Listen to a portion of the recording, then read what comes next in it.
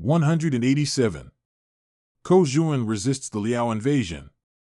The Liao dynasty frequently invaded the Song dynasty, taking advantage of its perceived weakness. By the time Emperor Zhenzong of Song ascended the throne, the threat from Liao had intensified. Some officials recommended Ko Zhuan as chancellor, arguing that he was loyal to the state and decisive in action. However, Emperor Zhenzong hesitated, saying, "I have heard that Ko Zhuan is headstrong and stubborn. What should I do?" A minister replied, "The Liao dynasty is threatening our borders. Now is the time when we need a man like Ko Zhuan to take charge." Ko Zhuan's reputation for integrity. Ko Zhuan had previously served as deputy chancellor under Emperor Taizong of Song, where he was known for his uprightness and courage. Once, while presenting a report in court, he offended Emperor Taizong. The emperor, furious, stood up and tried to leave the throne room. However, Ko Zhuan grabbed Taizong's robe and refused to let him go until he finished speaking. Taizong, though initially angered, later praised him, saying, "Having Ko Zhuan is like how Emperor Taizong of Tang had Wei Zhang." However, his blunt honesty offended many powerful courtiers, and he was eventually demoted and sent to govern a province. Now, facing the looming Liao invasion, Emperor Zhenzong reluctantly recalled Ko Zhuan to the capital. The Liao invasion and the debate over relocation. In 1004, Empress Dowager Xiao and Emperor Xingzong of Liao led an army of 200,000 southward, advancing toward Jinzhou, modern Puyang, Hunan. Urgent reports flooded the imperial court. Ko Zhuan urged Emperor Zhenzong to personally lead the army, believing it would boost morale and repel the invaders.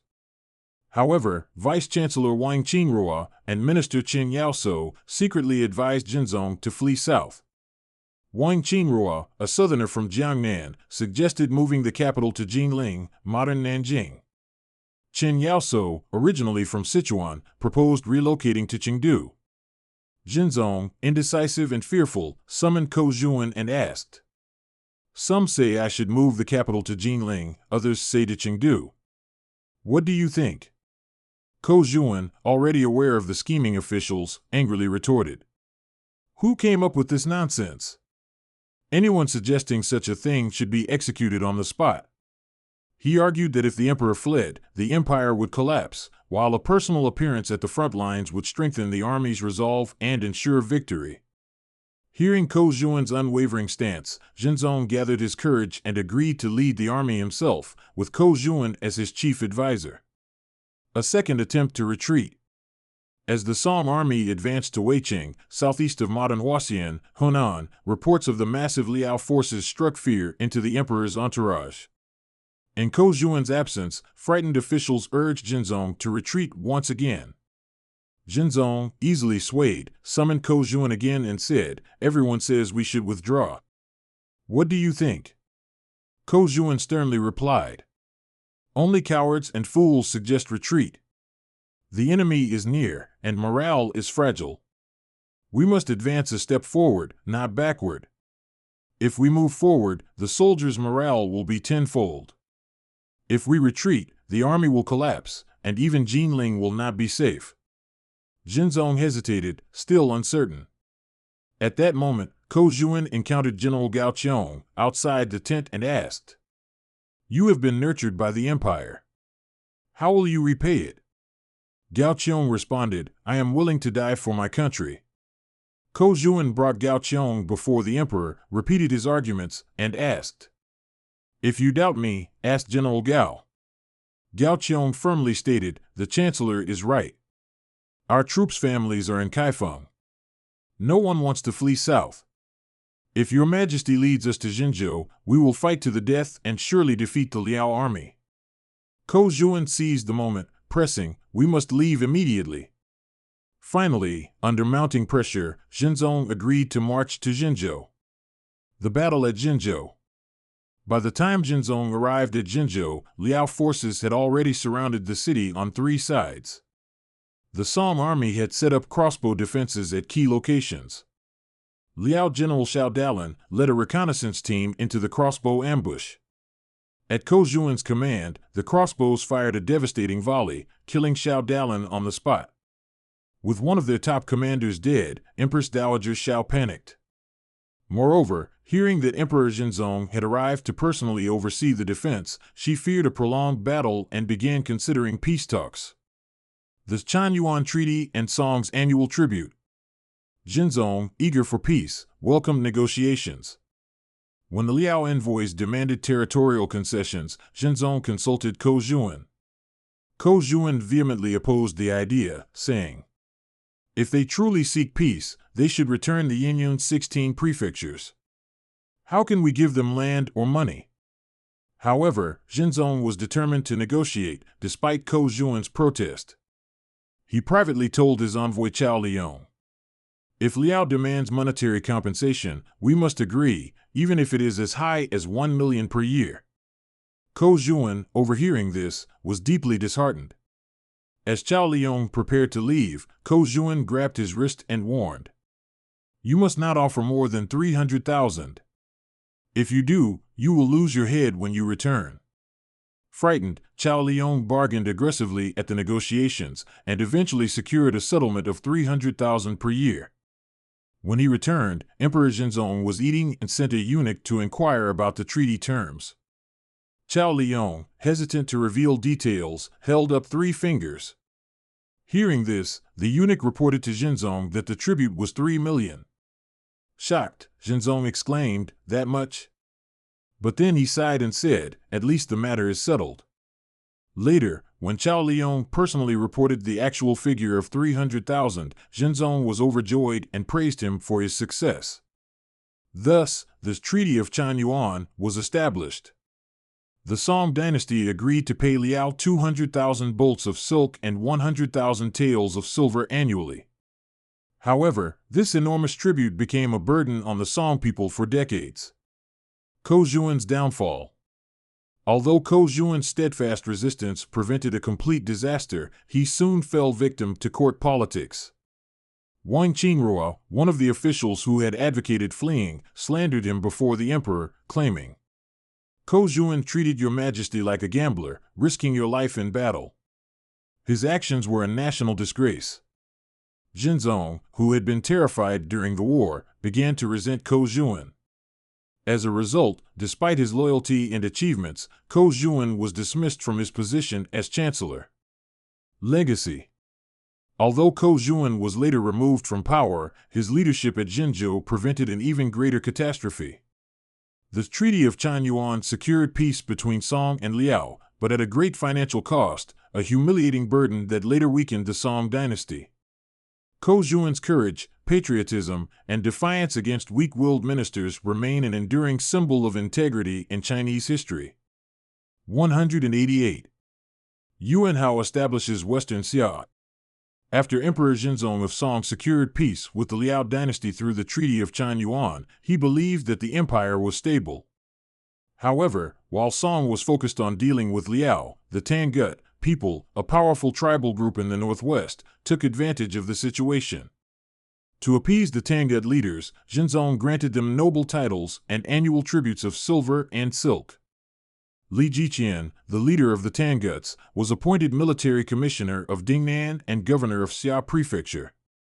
After Li Jiqian's death in 1004, his son Li Deming inherited the title and was elevated to Prince of Shiping.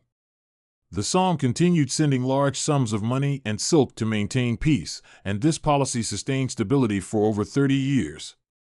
The rise of Yuan Hao.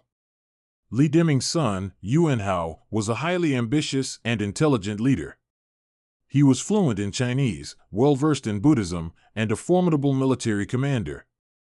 Yuan Hao expanded Tangut territory by repeatedly defeating Tibetan and Uyghur forces.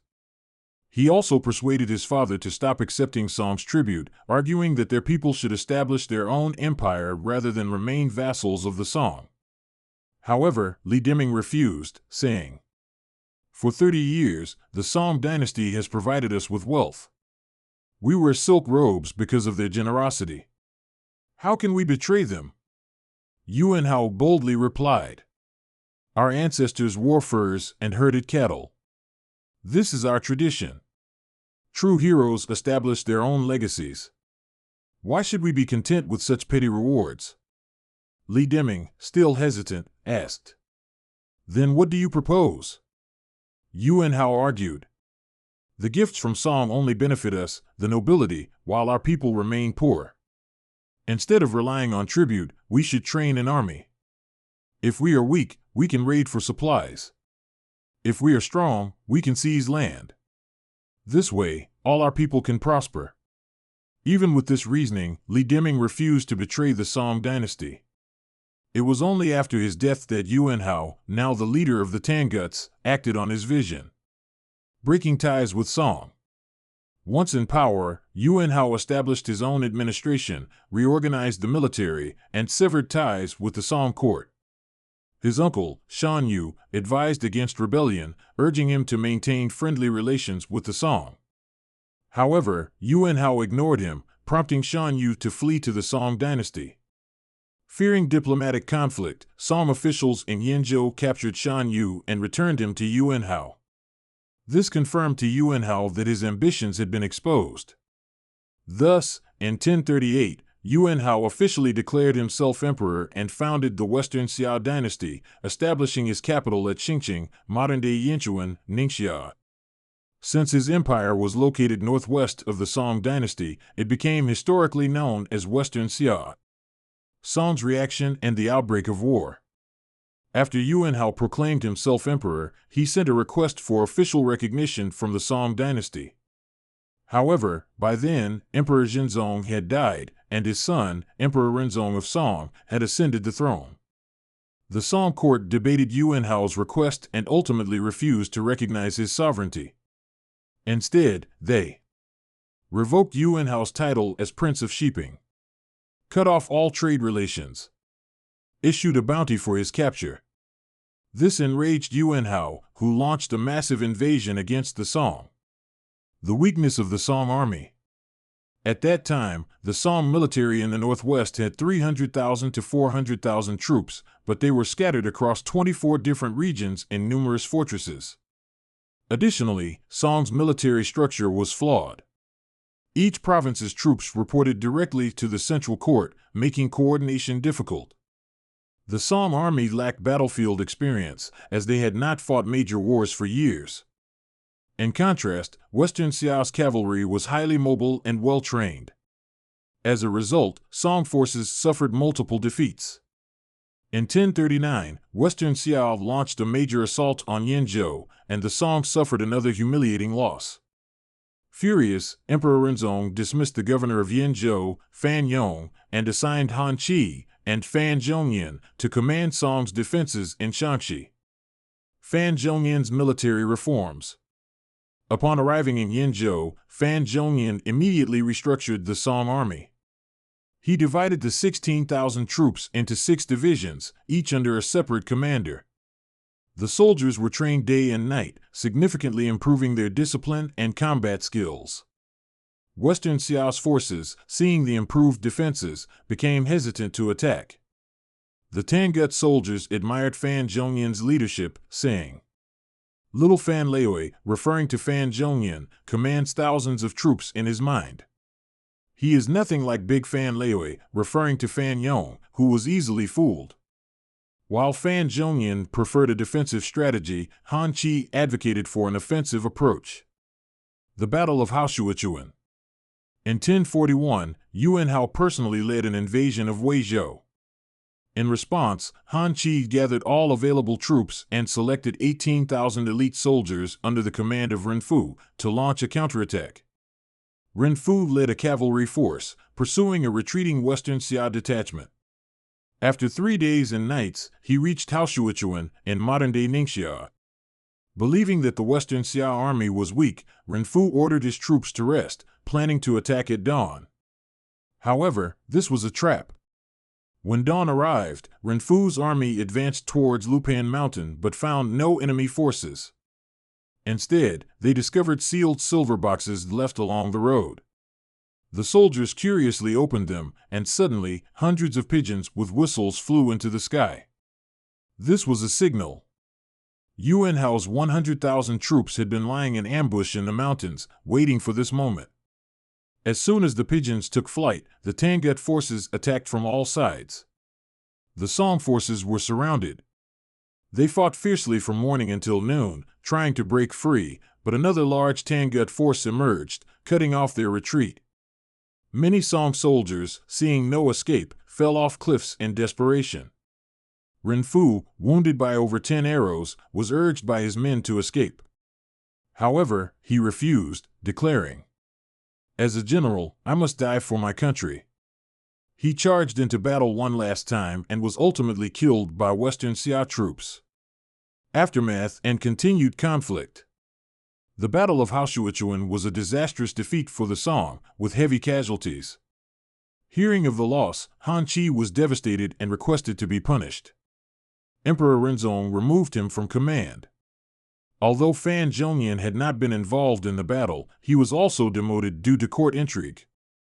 Despite this setback, Song forces gradually stabilized their defenses, thanks to Han Chi and Fan Zhongyan's leadership. By strengthening discipline and improving military strategies, they eventually prevented further Western Xia invasions. Legacy. Yuan Hao's rebellion ended 30 years of peace between Song and the Tanguts, leading to decades of warfare. Western Xia, 1038 to 1227, remained a powerful force, continuously challenging both the Song and the Liao. Fan Zhongyan and Han Chi's reforms strengthened the Song military, though the empire still struggled in frontier warfare.